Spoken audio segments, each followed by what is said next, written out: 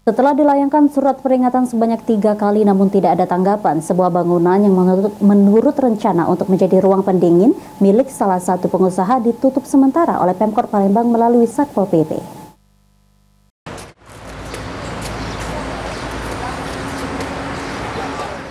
Dengan kondisi yang hampir jadi, bangunan ruang pendingin milik salah satu pengusaha Palembang untuk sementara ditutup oleh Pemkot Palembang melalui Satpol PP. Penutupan dilakukan karena bangunan ini tidak memiliki izin. Dan juga Satpol PP Palembang telah melayangkan surat teguran ke pemilik bangunan sebanyak 3 kali dan melayangkan surat peringatan 2 kali, tapi tidak ada tanggapan apapun dari pemilik bangunan.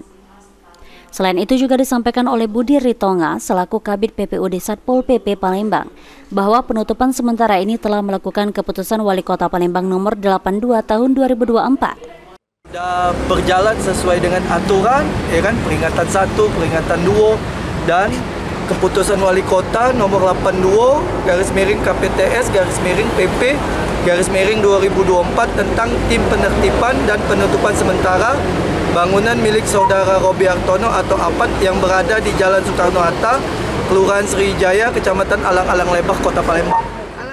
Selanjutnya Pemkot Palembang dalam hal ini Satpol PP akan membuka kembali penutupan sementara bangunan ini jika pihak pemilik bangunan sudah melengkapi izin dari Pemkot Palembang.